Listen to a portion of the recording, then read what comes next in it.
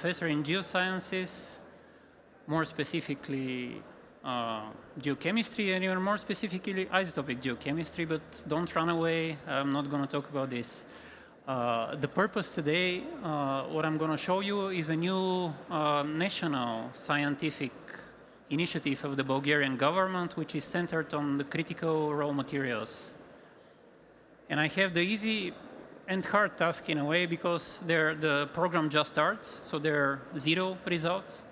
I may end here, but instead I'm going to present you the program outline at the end. What I'm going to do mostly in this talk is talk about the motivation, why this is important, really for Bulgaria and for the world, not our program in specific, but the topic about critical minerals. Now, this is a very broad topic, so I'm going to talk a lot of politics, economics, environmental research. I'm going to spice it up with some archaeology, history, but I begin with music. Not so much music, but a quote from a musician that used to be famous before, Madonna. And you know, she has a very famous song called The Material Girl. No question about this, she was a material girl. But I want to focus on the first part of the quote here. You know, she realized, rightfully so, and other people did, that we all live in a material world. So the materials characterize our existence, basically. They define our human civilization. Everything that is around us, this microphone, everything, materials. And this is not only valid for the present, but it has been valid for, actually, as I said, the entire civilization.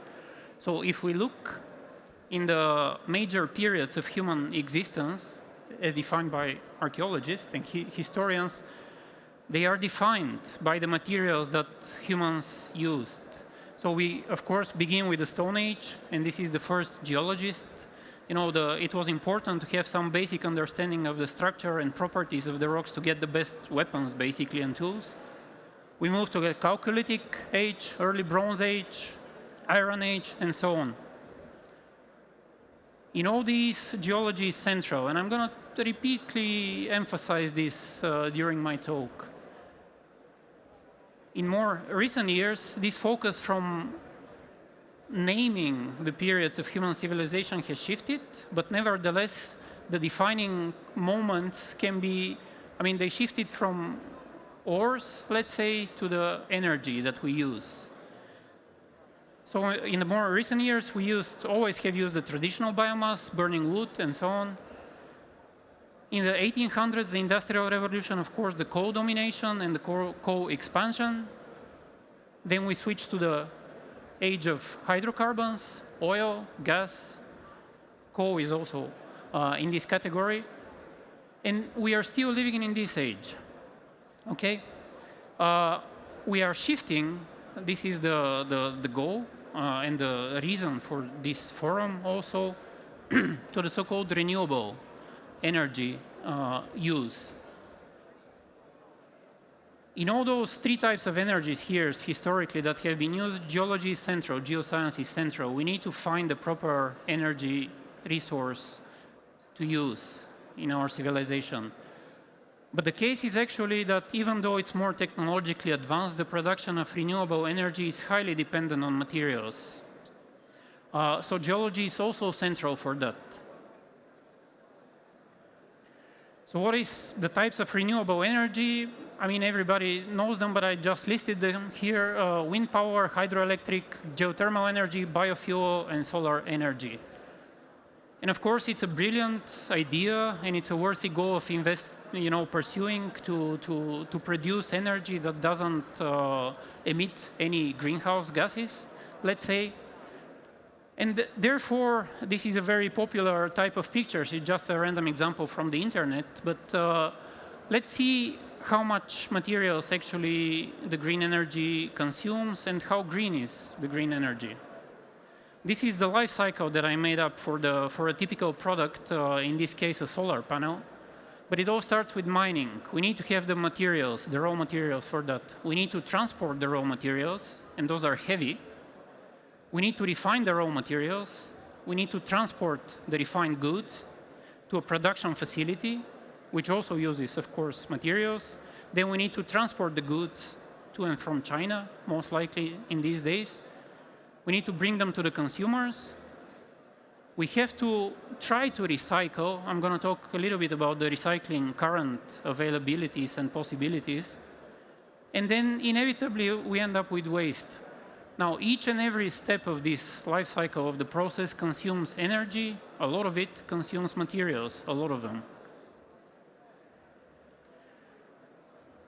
Those are some examples of the critical minerals that are used in selected clean energy technologies. So here on the top, for example, we see only some of the critical minerals, and approximately the renewable energy technologies consume about 10 times more than the conventional energy production facilities. If we include here at the bottom, both graphs show a similar picture, just that the bottom graph, so this is per megawatt of produced energy. So this is the scale here, and same for the bottom graph in terawatts. If we include the other materials that are not critical, like concrete, steel, glass, cement, and so on, the picture is still the same. The renewable energy consumes about 10 times more materials for producing 1 unit of energy. So we need a lot of materials. This is my point here. Okay, but what about the storing capacities? It's a similar picture. So this is how many materials go into the final product. Let's say, so an electric vehicle consumes about 8 to 10 times more materials, critical minerals. Both graphs show the same. And the production of those critical minerals consumes a lot of energy, and it has to come from somewhere. I stop with this musing about the greenness of the green energy, but this is a diagram that shows human eyes have 3 major perceptors we have in our eye. I show 2 of them. So this is the green one and the red one. If we think about the different types of energy as a range between a purely green, purely renewable energy that emits 0 greenhouse gases, and let's put oil in the other spectrum as a red. Actually, we get brown. This is how we see brown. It's not a color. It's a mixture of red and green. But the nuance here is there's different shades of brown and different nuances. And we still have to define, if we are honest about it, where is the green energy in this spectrum. This is the forecast of using materials. Well, actually, the lower graph, the graph on the left here, shows the current use of materials in the last 50 years. And we see an ever-increasing use of materials, including construction, oil, gas, metals, biomass, and so on. The forecast predicts a similar picture. We have a population increase, total material use increase. The good news for some of us is that the income per capita will increase eventually. But this is off topic. And so 1 electric vehicle battery requires about 500 kilograms of critical or resources, let's say. The thing about these resources is that what is not thought of often is that the grades in those deposits are low. So to produce those 500 kilograms, let's say of lithium, cobalt, nickel, and graphite, copper, and so on, it requires about 45 tons of ore if we use the typical grades, which is between, if we include, as the previous speaker mentioned, the overburden, we have to remove a lot of rock, usually to get to the juicy, better part of the deposit. This totals to 750 tons. So the use of materials is going to be enormous. And the use of energy for getting those materials out of the ground, getting the overburden, transporting it, and so on. So predictions are that we're going to have a serious increase to about 2050 at least in certain elements and minerals, graphite, lithium, cobalt, and so on. Okay, so how do we get them? The easiest answer, as put forward also by the European Green Deal, is practically to mine more minerals. There's no other way to get them. I'll talk about recycling a little bit. The European Union Commission, the European Commission shows this graph as kind of a motivation for the need of critical minerals. And this is the current kind of dominance of different countries for different minerals and elements.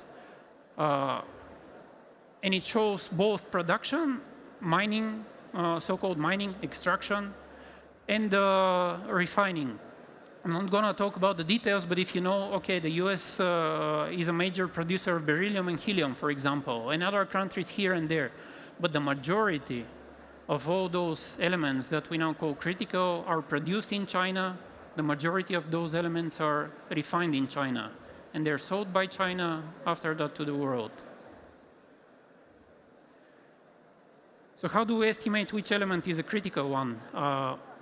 Well, there's two criteria that are put forward by many, and this is the economic importance. We put a certain threshold of 2.8, let's say, and also the supply risk. How many countries are producing? Is it an easy access to the market, and so on. So if we combine those two, as in this diagram, those are, those are the critical elements that are defined by the EU Critical Raw Materials Act. And I have to note that those are 49 elements of 94 naturally occurring elements. To me, this is close to a disaster because basically almost everything is critical.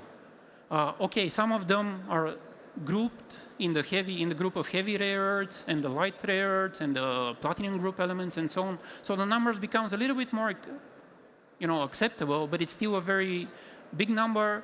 And the reality is that almost everything is critical if we have to, if we think of it this way. Now, here is a place to know that it's not critical because of geology. It's not critical because of resources. It's critical because of negligence, governmental negligence, and it's a long-term governmental negligence. That's why they're critical, because these are not geologic factors for the most part. Geology is important, but as I said, I'm a geochemist, so I had to put a periodic table of the elements, and this is a periodic table of the critical raw materials as they're defined in the Act. And you see there are all types of elements for those of you that are interested, but they're transitional metals, alkaline earths, and everything. Here are the rare earths. Okay, another graph to emphasize the severity of the problem. So this diagram, the bars show they go from 0 to 100%, and they show the reliance of the European Union for extracted. This is a synonym for mining. I don't know why extraction is a more popular term. So mined materials in blue and imported materials in blue. And you see that most of those critical elements rely heavily on import. The European Union relies on import for those materials or for the refined products. Lastly, another problem. So there's a problem with mining, there's a problem with refining, there's a problem with supplies, and the last problem, there's only 4 of them, is a problem with recycling. This is the current state or our abilities to recycle. And for few of these elements like copper, tungsten, aluminum, but mind you, some of them are not in the critical minerals list, we can recycle a decent amount, hopefully more in the future. For many of them, we are down to 0. We cannot recycle for different technological reasons. So if we consider those 4 problems, the Critical Raw Materials Act that was put forward recently, in the last year, I think, or the one before it, sets ambitious goals to fix those problems or alleviate them. First, the European Union has to have at least 10% of own mining. So 10% of the resources that we need have to come from within the European Union. Similarly, 40% of the refined products have to be refined in the European Union. 15% of Europeans' consumption of those materials have to come from recycling and diversification of the trade sources. Okay. From here on, I'm going to talk primarily about the first one, the extraction. How do we ramp up the extraction to 10%? This is a big number.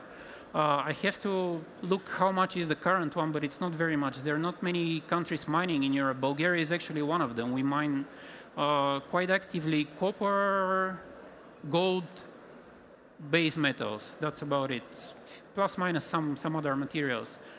So the solution, again, is to mine more. There are many problems with this ramping up the mining. Many of them are regulatory, legislative, societal, and so on. I'm going to focus on just two of them. The first one is the time. So the graph here on the top shows how much time is the global average lead times from discovery to production. And those are data for lithium, I think, as I remember. Yeah, lithium, nickel, and copper. And it takes about an average of, let's say, 12 years for some of those deposits. Depends on where you are in the world, what type of deposit, of course, but also the regulations. Lower graph shows something similar. This is a typical mining life cycle. We need 10 to 20 years to start, actually to 25 even, to find the deposit properly, to pass all the regulations and so on. So those 15 to 12 years are very significant for investors. It's a big investor risk. And then depending on the deposit type, it can be mined for 1 year, 5 years, or up to 50 years sometimes. So it's a long-term return of this investment. And then we have to deal with remediation. So time is a big issue. This is not a normal stuff. The second problem, and that leads me to the scientific program that we're proposed and it was accepted, we're going to start acting on it, is the knowledge and the skill. Even if there are a lot of investments, this is not something that can be done very quickly. Geology is slow. Okay, we deal with millions of years, those time frames, but the process it's not slow because of geologists. It just takes a lot of time, a lot of efforts to find the resources. So the lower graph, for example, shows the amount of investment, the copper exploration budget in the world up to 2021, whereas the bars show the new discoveries. And you can see the disparity between those two. It's not necessarily, it's helpful to invest, but it's not guaranteed that you'll find new deposits. Why is that? Nature is very complex. We're not talking about commodities that are neatly organized. You go get them, transport them, and so on. Ore deposits are very hard to find, right? And for example, here I made that up, of course, but this is what a neodymium deposit may look like. This is what a lithium deposit may look like. You don't know. You have to do a lot of research in advance. First, to have an idea whether it's a deposit. Second, to characterize this better. There's a lot of geological work, mapping, and so on. Another point that I just want to mention is those are the crustal abundances of the rare earths. Actually, they're not called rare earths. So anyone who hears rare earths know that they're not rare. They're nothing extraordinary in terms of chemistry, geochemistry, and geology. They're as abundant as most of the other elements. They're rare because they don't form their own minerals. So the trick is to find some minerals that kind of accommodate those elements to a larger extent. But anyway, they are low abundances in the single ppm, that's 1 part per million. So you have to extract a lot of rock to get 1 kilogram, let's say, of neodymium. Continuing with the second challenge, this is again the knowledge and the skill. It takes kind of basic geological skills and knowledge to be even to start the process. Once you start, you need geological mapping, sampling of rock, soils, sediments, so on, geophysics, geochemistry, many other methods. Once you reach the drilling stage, and that's the expensive stage also, prospecting is expensive as well, but you have to have a better knowledge of the geology to define the best area to focus your investment and your efforts to find new deposits. And again, this is the role of geology here. One of the problems that I see, and the geological knowledge is unequally shared. This is a map of the critical raw material deposits of Europe. for example. And as I say, we are one of the Europe's, let's say, most actively mining countries. But there's nothing here. There's almost nothing for Romania. And the reason is not that we don't have critical minerals.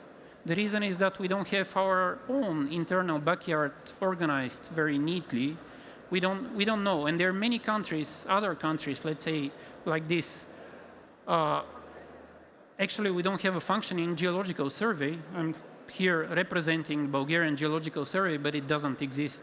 Also, I'm heading the largest research organization that is kind of tasked with some of the typical duties of geological surveys. So we're trying to fix this up, but the point I'm trying to make again is that there may be other ore deposits that we are not aware of because of the unequal distribution of knowledge and unequal sharing for sure. To address that, we propose to the Bulgarian government kind of a concerted effort to characterize the potential of Bulgaria for critical and strategic raw materials. And after a long process, this has been in the making for a few years now, it was approved. It's a good study for the size of Bulgaria. It's a well-funded, can be much better funded, of course. But it's a 5-year program that involves 14 research organizations. The main goal, as I said, is to study the potential of Bulgaria for sustainable mining, processing, recycling of critical and strategic raw materials and their societal, economic, and environmental impact. It's a very ambitious goal. We're trying to do what we can. And here is the basic outline of this research initiative that we're just starting. There are practically 7 major work packages or directions.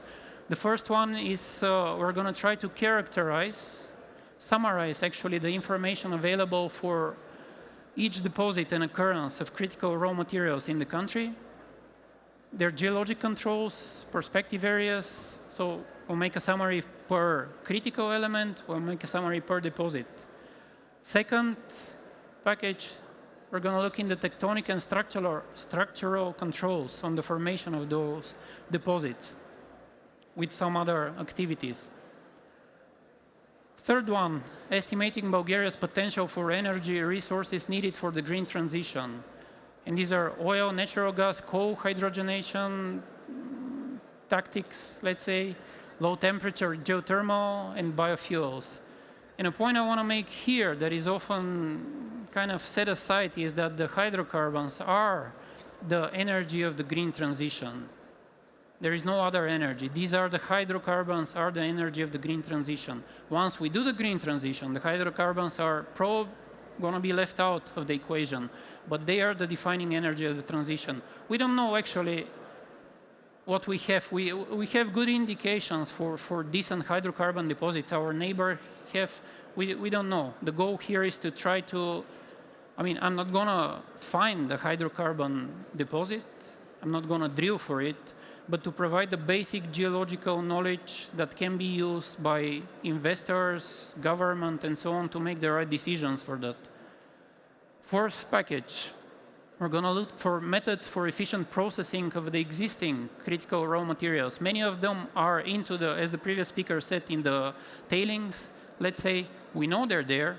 Sometimes they're in very good abundances, but also the extraction of those materials, even if they're there in good abundances, sometimes is problematic. That depends on the mineralogical and chemical structural features of the minerals that host those.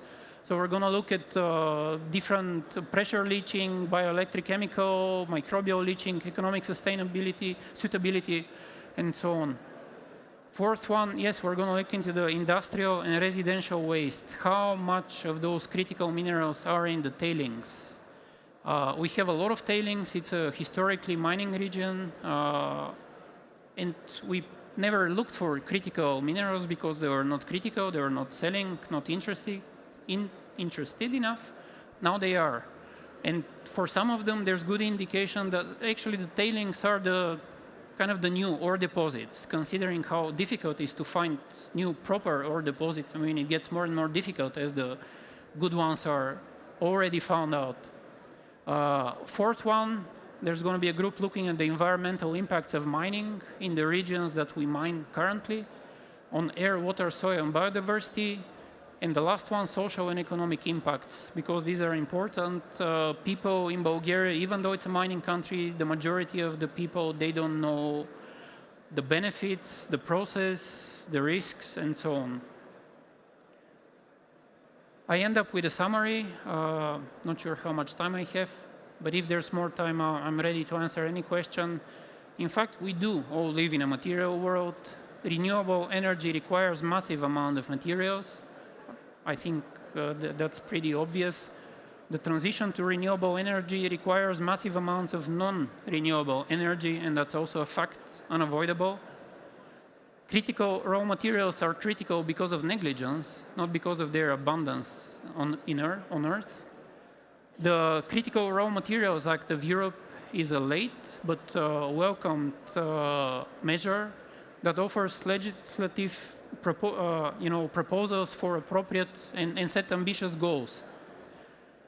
Ramping up mining is a slow, long-term process that relies heavily, in my opinion, on geological knowledge. Geological knowledge is critical for those critical raw materials. Something that I didn't talk about, but geologists are a species in decline. Geoscience in general in the world is declining. Enrollment is declining. Investment in geoscience in general is declining. And I hope the new needs of our society are beginning to turn the tide a little bit, but I think we need more centralized and concentrated efforts to keep geoscience alive. Many disciplines of geoscience are dying. Actually, there are no specialists in paleontology, classical disciplines, that we cannot do proper exploration without them. So we have to have a concerted effort to keep geoscience alive and thriving. And yes, there is a new research program in Bulgaria. If you have any questions, I am coordinating this program. I can relate you to answer any questions, probably not now, but later. If there are any specifics that you're interested, research collaborations, investment opportunities, I can connect you to the proper persons at least. Thank you for your attention.